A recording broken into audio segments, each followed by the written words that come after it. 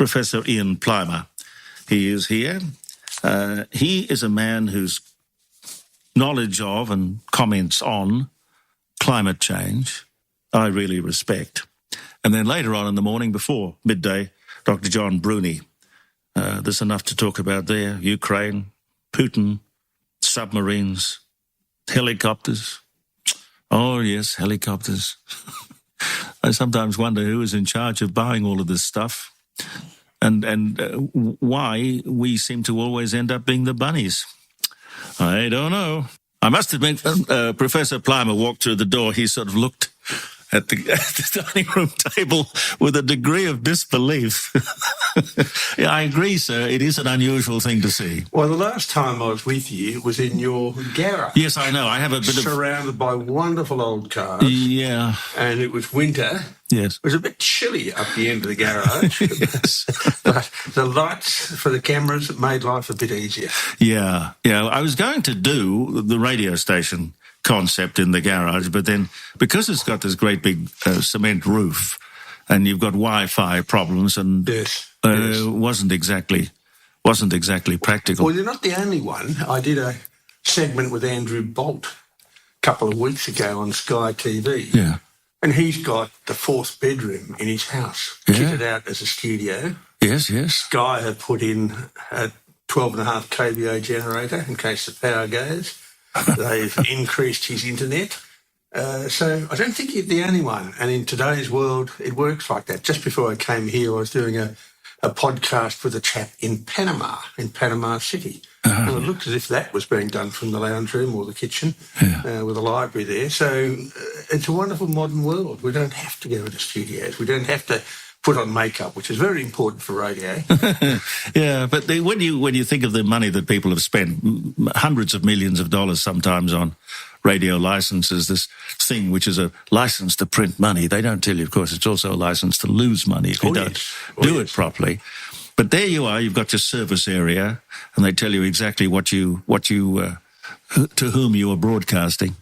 Well, print and television and radio are now on a spiral.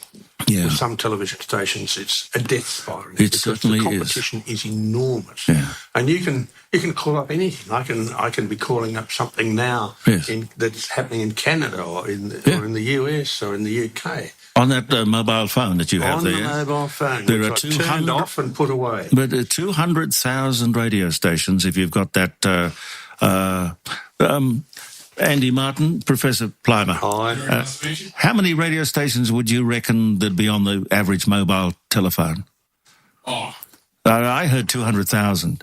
Yeah. You could get anyone anywhere in the world. So, yeah. Well, there's 5 million podcasts in the world. Yeah, but so how 5 million podcasts? Yeah. Well, I'm using a very ancient ABC microphone here now. Yeah. I used to listen to the ABC. Yeah. I used to watch the ABC, but I gave up about 20 years ago. Yeah. I'm a great lover of classical music. I don't listen to ABC FM Classic. Why? Because they flapped their lips about how wonderful this piece of music was and how well it was performed, and it wasn't. Yeah. So what I do is I listen to Radio Swiss Classic, and I get it on the phone. I can get it on my iPad, on my computer. And you won't be reminded that you're listening to it from Ghana land. Well, whatever it is, yes. Can I offer you a cup of green tea or a cup of proper tea? There's a cup of tea on the way coming. That's good. A cup of tea that's... It's stirred clockwise. Good. I'm sure there is a scientific reason for it. No, there isn't. But if you ask for that in Germany, they'll do it. Really? Yeah. If you ask for it in England, they won't. They'll stir it the other way. Just to be nasty. No, just to be English. It's interesting that you're doing the thing on Sky.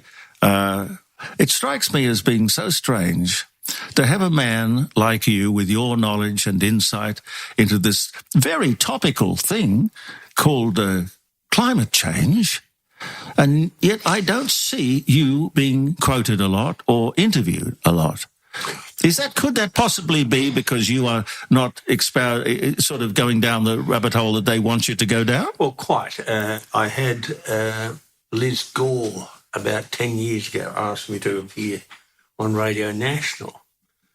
And I said, look, I'm not going to do Radio National. You can fit the audience into a telephone box. Secondly, it's going to be an ambush. And thirdly, what's in it for me? So true, true.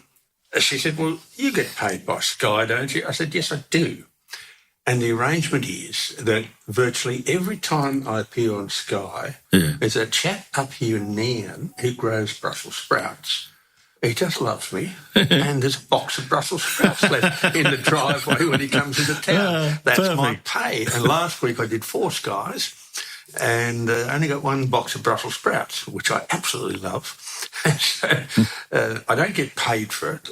I like the audience. I get a huge amount of feedback. As soon as I walk out of the studio, and I try to do it in the studio because you get better vision and better sound, as soon as I walk out, the phone starts going. Mm-hmm. So people in much of rural Australia get Sky as free-to-air. Mm-hmm. People like Muggins here, we buy it. Mm-hmm. But it's a wonderful network. I won't do the ABC. I do a lot on TGB, which then goes to 4BC and 3AW. 3AW. Occasionally do a bit in 5AA. And what's the Perth one? 6PR. Yeah, 6PR. But basically, I've been banned. I've had 2 universities cancel me. I've arranged to give talks there and they've cancelled them. I had the Duke of Edinburgh once asked me to address the Royal Geographical Society at Buckingham Palace. The Mandarins got to him and he had to cancel it. On Monday night, I read that on Facebook that my latest book, called The Little Green Book, has had a fact check and has been shown to be fraudulent. Now, on Monday night, that book was being printed in Brisbane. Mm-hmm. They hadn't fact checked it at all. They're just lying. No. Why has it become such an incredibly political thing? It's without logic.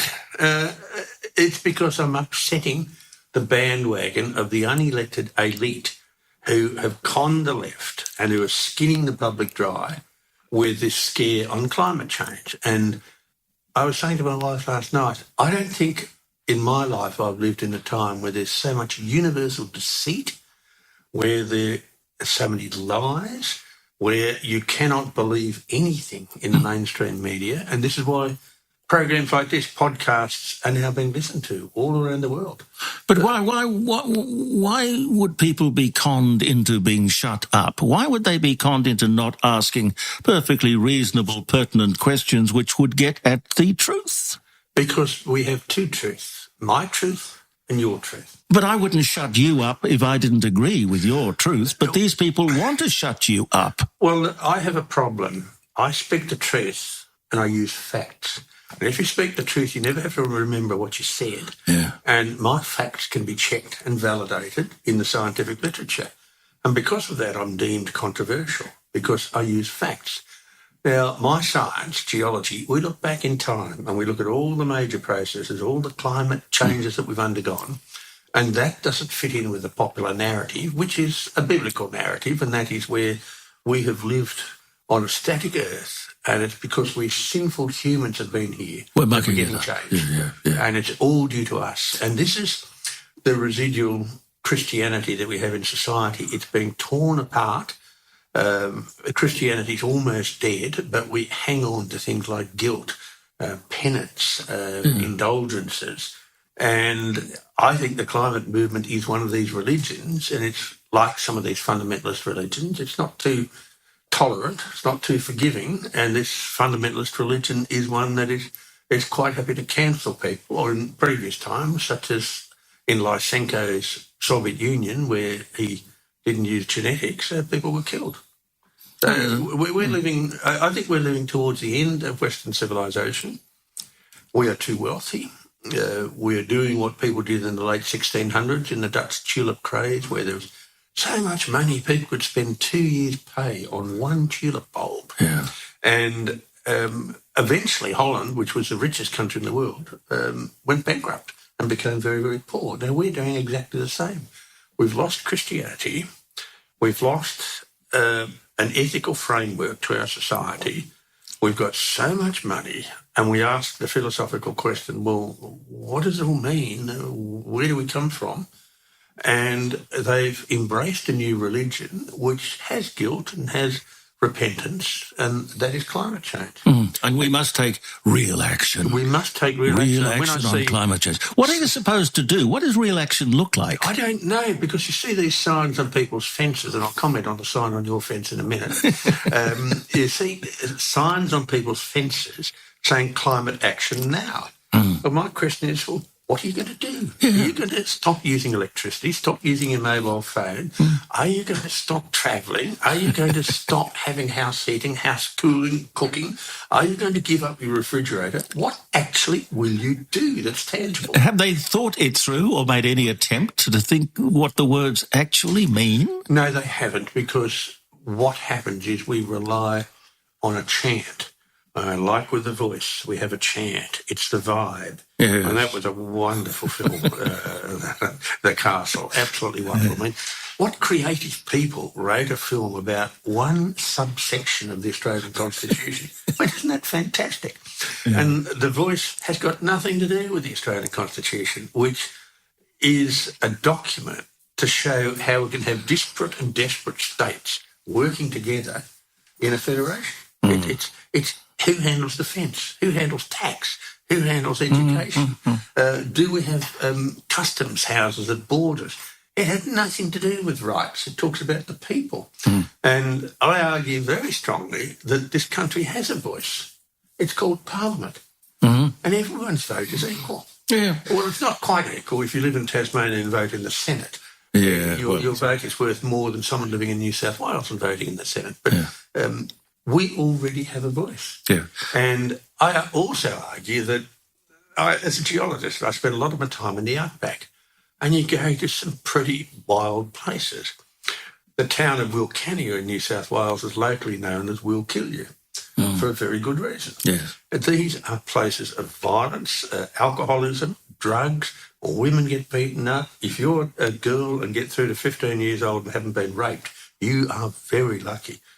The Voice is not going to solve any of that. No. So why are we having this? And really, it's look over here, look over here. It's a diversion. Yeah, and while the economy is falling apart, while all of the measures that the leaders of the current government have wanted to put in for the last 30 years, while they're doing those, all by stealth. So I like to see people's signs on their fences, because it shows me whether they've thought about the issue or not. And climate action now shows that things are pretty vacuous between the years. Well, the reason that sign is on my fence is that to think about something as simplistic as, all we need is a voice and all the problems will be fixed. Tick that box, move on. Yep. Now, you try to talk to somebody who is pro The Voice about just exactly what that will do to help the infant mortality rate, the incarceration, the joblessness, the education, violence.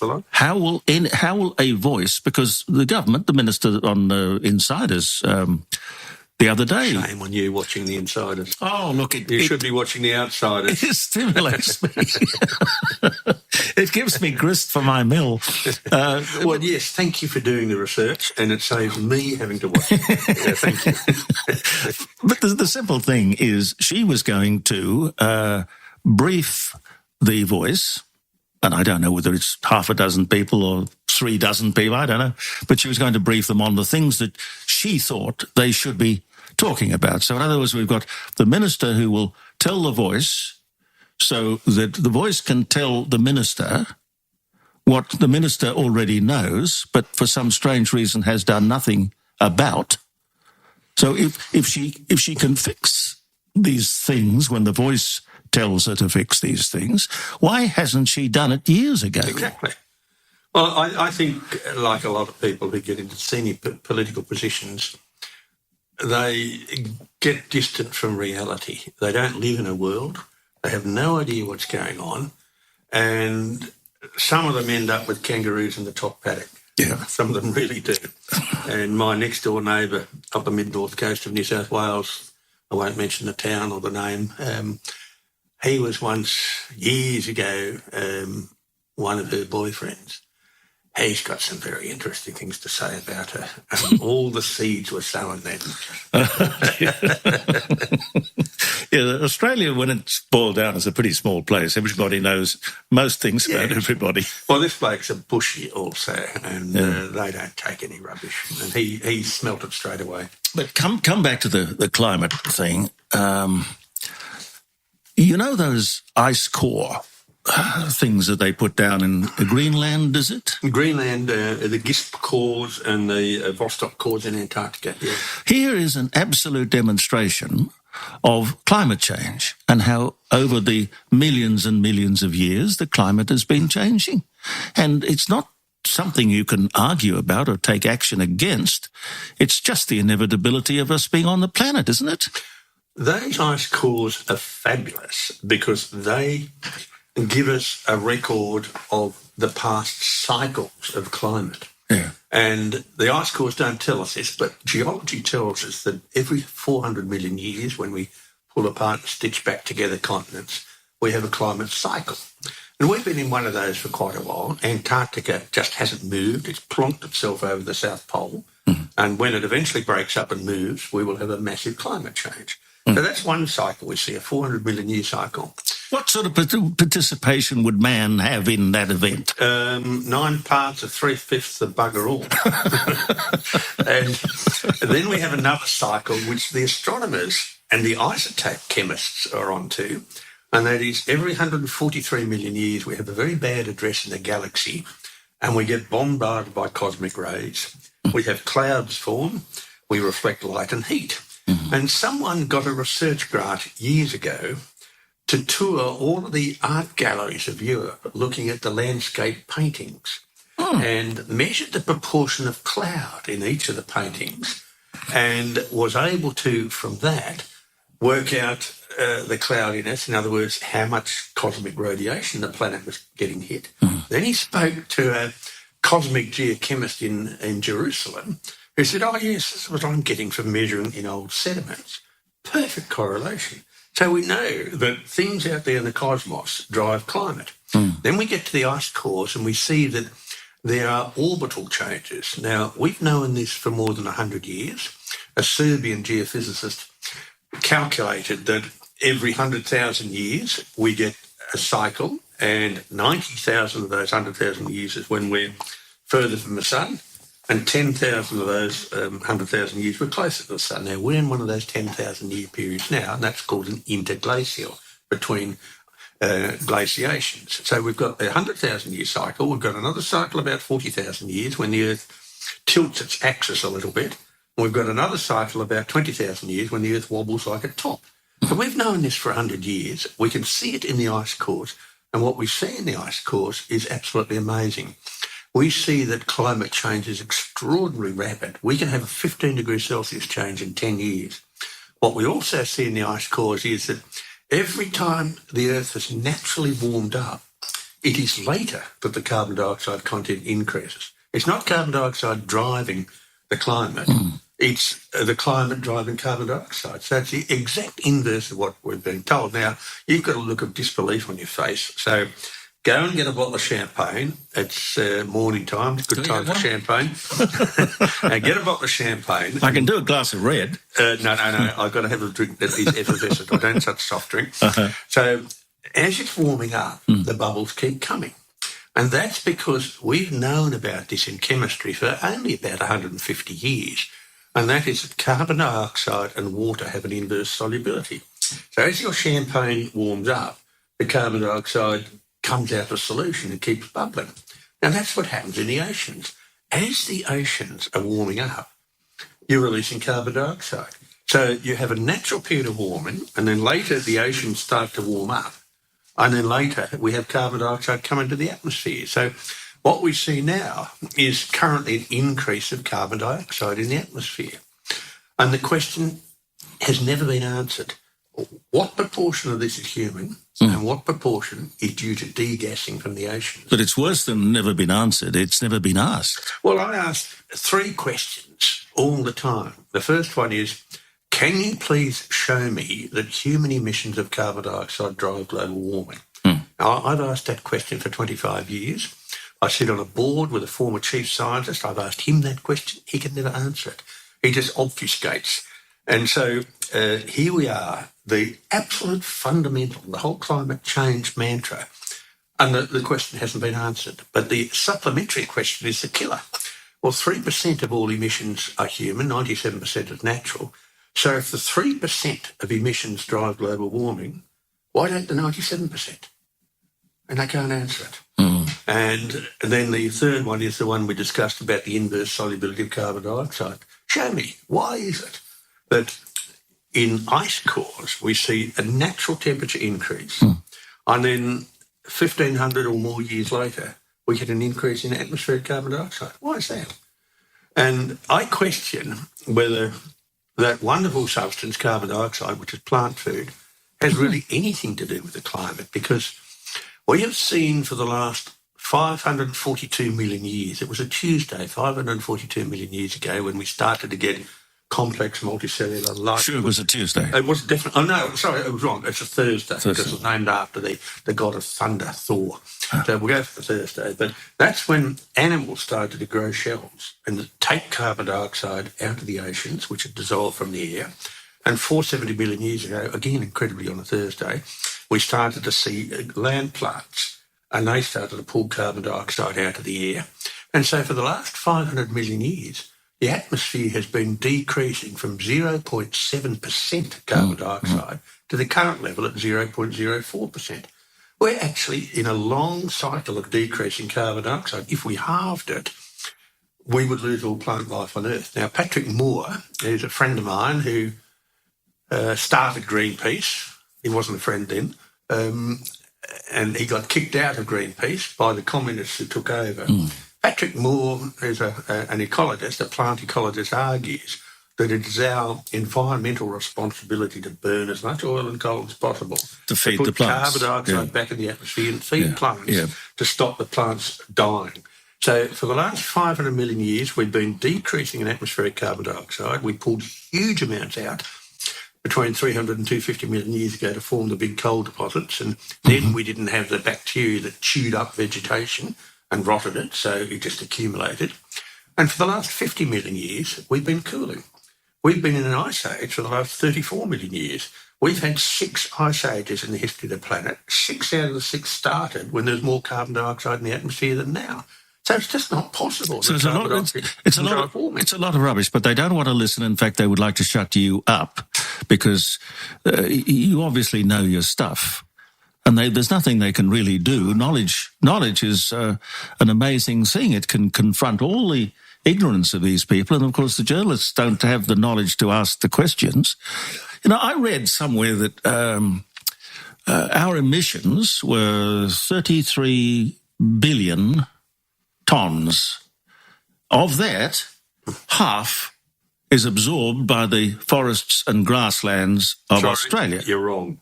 I published an article in The Spectator on this, and I showed that there's 10 times as much absorbed in Australia than we emit.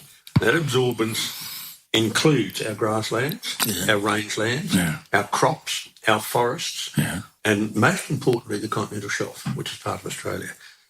Canada does the same. It absorbs more than it emits. Surprisingly, the US does the same. It absorbs more than it emits. And then I've done the calculations for the planet. The planet absorbs more than it emits, and that includes China. And what this is telling us is that the bulk of the world's emissions, which we know anyway, come out of the oceans. So these are heresies which people don't want to face up. And there's nothing anybody can do about the oceans. I mean, there's nothing to do with coal mines. Well, we've had the oceans doing for a very long period of time, and when people talk about the Amazon being the lungs of the planet, that's just one of these feel-good statements. It's absolute rubbish. The lungs of the planet are not the Amazonian trees which you want to hug and kiss. The lungs of the planet are green slime living in the ocean. If you really think that's important, go and hug some green slime. I'm sure we get some people in Canberra who would have a go at that. Well, you can't hug yourself. Well, no. I suppose you can't. Well, I'm talking about green slime hugging green slime. But what are we going to do about the misinformation and all the damage that misinformation does? All the climate change, we're obsessed with that and the voice, taking up all of the time and energy, while all of the big problems are just ignored. Cost of electricity, cost of living. I think with climate change, I have always argued it's never going to be the science. It's an anti-environmental movement. You wouldn't chop down you wouldn't chop down huge forests in rainforests in Queensland. You wouldn't destroy prime farmland for renewable energy. But we did a story this is the second Friday that we've been doing this live streaming thing. We did a story last week, Caroline would remember it, where in Scotland they cut down 7 million trees, more than 7 million trees, because they wanted the area to be for wind turbines. Yeah, we're doing the same in far north Queensland. Exactly the climate change movement has got nothing to do with science. It's got nothing to do with the environment. It's got everything to do with unelected people, faceless people having power over you. And the end result of it is your electricity bill has gone up. If you work in a foundry, the chances of you losing your job are very, very high. It's going to create unemployment and massive costs. So this has got... All to achieve nothing. They achieve nothing because we have already got a very efficient power system. We've got a very, very efficient grid system. And it's a bit... Well, your love is cars. Now, a T-model Ford is recognisable as a car because it's got an internal combustion engine, brakes that sort of work, and a steering wheel. Sort of. And compared with a modern car, a Roller or a Maserati or a Bentley or something, you can still recognise it's a car, but the engineering is so efficient that they are very fast, extraordinarily fuel efficient. Now, the same has happened with the electricity system. We've gone from a primitive system to a very efficient system, and we can balance out the load very easily. That can't happen with green energy. So what we've got is renewables, and the only thing renewable about the renewables are the subsidies. Nothing else is renewable. It's ruinable energy. It ruins pastoral land. It ruins good quality agricultural land. Wind turbine blades, you have to feed communist China to buy these things. Then you've got to chop down balsa trees in the Brazilian Amazon forest to get the balsa wood to make a laminated blade. You hold those together with a resin. The resin's got a chemical in it called bisphenol A, highly toxic, banned in most countries. This is why you can't recycle turbine blades. This is why they get cut up and dumped in the soil to leach out into soils and into the waterways. Well, that's the story last week about the fact that they were dumped in a forest. Queensland found this quarry with all these turbine blades dumped there. And it was apparently a holding place where they're going to be there for a short period of time. Gee, they had some pretty substantial vegetation growing. I'll pass that over. 16 million trees they cut down for the turbines. 16 million trees. And they, I think of my little rainforest across the way. And I love to look at that and think that it is indeed producing oxygen and absorbing CO2 and doing something which I think is beneficial for the planet. Well, that's where Patrick Moore is right. Patrick Moore says that we should be providing plants with plant food. And CO2, and that's carbon dioxide. Now, we've also got an attack on other fertilisers, like the nitrogen fertilisers. Now, in this country, Australia, we have a serious problem. We don't produce nitrogen fertilisers. We have one small plant that does it, but that company's under financial stress because the nitrogen fertilisers are coming in from Russia. They're much, much cheaper. Now, if we didn't have nitrogen, we couldn't actually have fertilisation of crops. And there are 4 things important for modern Western civilisation: steel, concrete, plastics, and nitrogen fertilisers.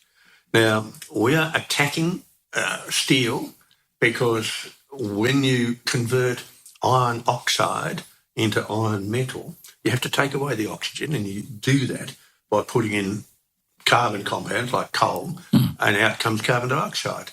There is no other efficient way of making steel. You can make steel using hydrogen and other things, which is very expensive.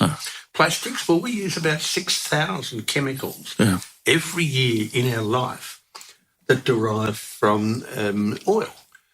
If you've brushed your teeth this morning, and I'm sure your listeners have, if you brushed your teeth, you've used about half a dozen compounds that come out of oil. So we have to use oil. We use plastics, and yes, we can make some plastics from plants, but we live in a plastic world. And where would we be without concrete, something the Romans invented, and some of the Roman concrete structures, their marine concrete structures, are still standing. It is a wonderful material. It's cheap. It's easy to mould into how you want it. So we live in a world where every single component of that world is being attacked. Now, I'm quite happy for people to question that. But they have to lead by example. And when I see our Greens living in caves and having 7 unsuccessful days of hunting and gathering and then telling us that we should be living that life, I might actually listen to them. But until then, they're not worth listening to because they're hypocrites. What they want to do, it would seem, without logic, is to turn the world, which we have come to know, upside down. And they're doing it without any scientific reason. And without any responsibility. It's very easy to Well, they never come back and apologise because they've got a lot of things wrong. And I know from the scientific work that I've been doing that in one particular area where I've spent about 50 years of my scientific life, and that's working in the Broken Hill area, or mainly inside the ore body at Broken Hill, it's very, very hard to come up with an original idea. Someone 50 years ago, or 30 years ago, or 80 years ago thought of it. Now, it's the same in technology. It's the same in all branches of science. Someone has thought of it before. Someone said, oh, this looks interesting, I'll give it a go. So science is a path of failures, and the failures that we are repeating are quite scary. For example, we tried electric cars in the 1830s. They failed for the same reasons they failed in the 1920s, for the same reason they're failing now. They're too heavy. You have to fuel them up too much, and the cost of the components is enormous. And no thought given as to what you're going to do with the batteries, even if you can afford to replace the battery, very expensive. Every 10 years, what are you going to do with recycling the old batteries? No, it's worse than that. You use 6 times the amount of metal to make an electric vehicle compared with an internal combustion vehicle. Now, that metal has to come from mining. Most of the metal used is copper. We have found all the major copper deposits sitting at the surface. We are now finding them at depth. Most Western countries do not allow exploration and mining and have so much regulation that delays anything up to 25 years. So a lot of the exploration now is being done in the third world. And so if you're driving an EV, what you are doing is having people put massive great holes in the third world, which are bigger and deeper than any other holes anywhere else. They're massive tailings piles, massive piles of waste rock. By driving an electric vehicle, you have to be a huge supporter of the mining industry. The second thing is that the cobalt in your electric vehicle, most of it comes from the Congo, where it's mined by black slave children in open pits. And in underground mines, they get killed. So when you're swanning around in your electric vehicle feeling really good, you must be feeling good because of the slave children that you're killing in the Congo. They don't want to think about that because the media doesn't want to. They don't want to talk about it. And then, of course, they are an incendiary. You can't put out an EV fire. They're very, very hard to put out. And we know now that insurance companies will not be insuring EVs on ships and will not be insuring EVs in parking areas. They won't be doing it. So that's a problem. There are many apartment blocks which are just not wired to be able to have people charging their EVs. And I know one person that for her EV, she's got to drive somewhere to charge it up. And then she's got to wait in a queue and waste hours. Now, you know, the aim of the exercise is to be efficient. EVs are not. And you mentioned the other point is they lose value like you wouldn't believe. You've only got to touch the engine underneath. There are not the technicians to repair it. So great idea. It's been tried before. It's failed for the reasons it's failing now.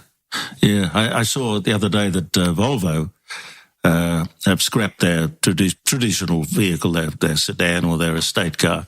They're now only going to build SUVs and electric ones at that. Wouldn't you think a company as sophisticated as Volvo would not be kind of conned into the folklore or whatever the Volvo? It's my rally car. It's a 1965 122S. That's a very good car. You have one? Oh, yeah. Wow. And last rally I went on, I did 10,500 kilometres in 10 days. My co-driver is Doug Sprigg from Arkaroola. He's a bit slow for me, but it's a fabulous car. Now, that was built to thrash, and you've got to drive that car like you stole it. and it's just a magnificent vehicle to drive, and that's when they designed cars properly. Yes. It's as uncomfortable as hell after 10,500 kilometres. We've got another rally coming up in the Flinders Ranges early next year. Now, that's a real Volvo. When they started to build the hearses, get away. Now, that's one I've got a P1800. I love them. It's a beautiful shape, isn't it? I love them. The Saint loved them. Yeah. I've got the same engine, the same gearbox. I've taken out the electric overdrive. What is it? The B20 engine. Yeah, and absolutely beautiful. That's my Volvo. I've got a diesel Merc which I use around the town, and I've got a car made in Crewe in England. Oh yes. Which is my long-distance driving car. Last week I drove Broken Hill to Melbourne. What is that? Is it a Rolls? No, it's a Bentley. A Bentley. The Continental GT Coupe. Oh, lovely. It's a car. Now, you're a car lover. I know it. I've seen them in your garage. I've had a lot of cars in my life. I've never driven anything like the Bentley, and I only keep it for long-distance drives. Yeah. But so a sophisticated company that, I know that there's a Volvo P1800, not an E, but a P1800. I think it has got 3 million miles on the clock. The guy makes a living going around with the car, talking to people. Yes.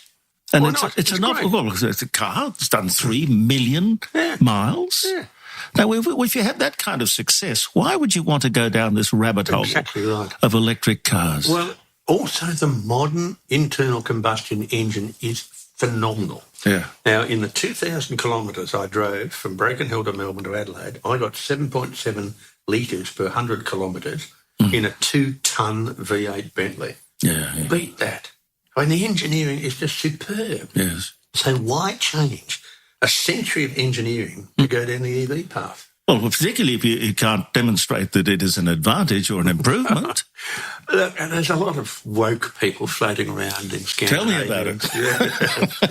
But I'm not very woke. I've spent too much of my time in the bush. No, you're too sensible. God, you have been a teacher, haven't you? Well, I've worked in universities. I've been a university chair for 30 years. And at other levels in universities, I took a bit of time out in the middle to work in the mining industry. And then I finished up at the University of Adelaide in beginning of 2012. You've been so good in a classroom or a lecture hall. I love teaching. And this is the one thing I miss. I miss having 300 kids in front of me. Yeah. And you strut in and you can see them saying, what the hell is he going to go on with about today? And all my lectures are politically incorrect. But good. The kids remember those things. Yeah. And while I'm on that, self-promotion never goes astray. No. While we're talking, I'm having another book printed. Well, it's 3 books, actually. And the first one, the 3 of them are called The Little Green Book. It's a bit like Mao's little I book. stole it. But the Chinese are into stealing, so I might as well steal from them. Oh, yes. And the first one is for 8 to 10-year-old kids. And I look at the carbon cycle.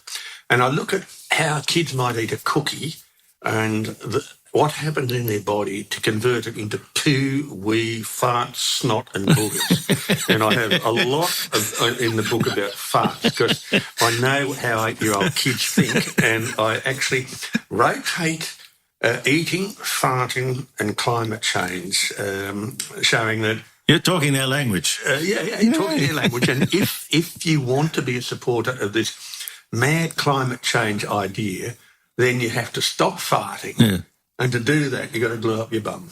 And then the second book is for teenagers. And now I know from having my own kids and having teenage grandkids, the words they often use is, that's not fair.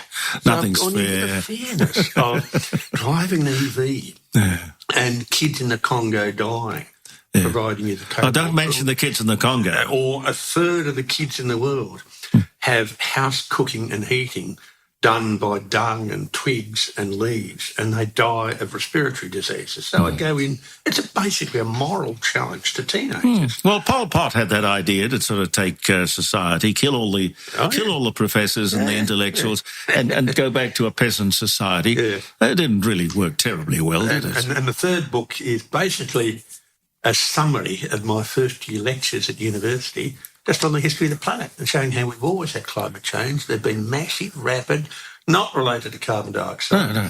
And Connell Court is my publisher in Brisbane.